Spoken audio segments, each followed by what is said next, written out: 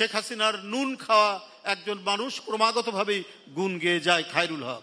মানে কি করেনি একটা দেশকে নিয়ে, যে কি খামখেয়ালিপনা হয়েছে। নিপীড়িত নির্যাতিত যারা করেন, অন্যায়ভাবে যারা ক্ষমতা ধরে রাখতে চান, তারা কিন্তু একটা পর্যায়ে পরাজিত হন। আর যারা ভালো এবং মঙ্গলদায়ক কাজ করেন মানুষের জন্য, নিশ্চয়ই তার ভালো কাজটি সেটাকে একবার বাধা প্রদান করে আটকে রাখলেও সেটা ফিরে আসে। তার প্রমাণ আজকে সুপ্রিম কোর্ট তত্ত্বাবধায়ক সরকারের পক্ষে রায় দিয়েছে।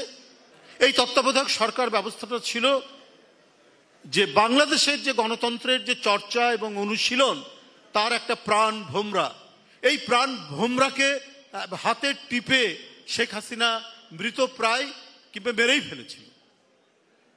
সেই তত্ত্বাবধায়ক সরকার ব্যবস্থা মেরে ফেলার কারণটা, তিনি ক্ষমতাকে চিরস্থায়ী করবেন, পাকাপোক্ত করবেন, আজীবন বাংলাদেশের মহারানী হিসাবে তিনি রাজত্ব করবেন, এই কল্পনা নিয়ে তিনি আদালত সাজিয়েছেন, তিনি আইন শৃঙ্খলা বাহিনীকে সাজিয়েছেন, তার দল তো সাজানোই আছে।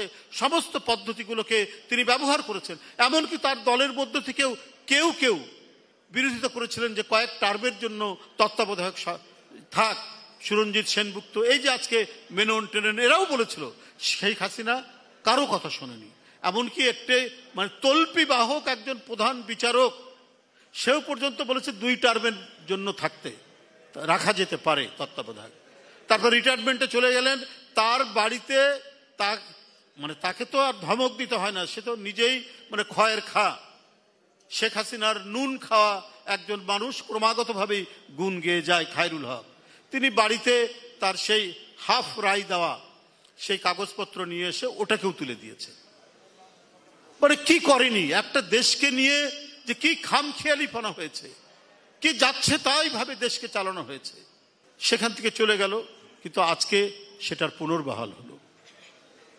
গণতন্ত্রের পথ চলার জন্য বাংলাদেশে কেউ যাতে আবার নতুন করে ফ্যাসিস্ট হয়ে না উঠতে পারে, তার জন্য আমি মনে করি আজকের এই রায়টি অত্যন্ত ইতিবাচক এবং আবারও গণতন্ত্রকে প্রাণবন্ত করার জন্য এবং গণতন্ত্রের যে আমি যে প্রাণ ভোমরার কথা বললাম, সেই প্রাণ ভোমরাটা আবারও পুনরুজ্জীবিত হলো আজকের এই রায়ের মধ্যে দিয়ে।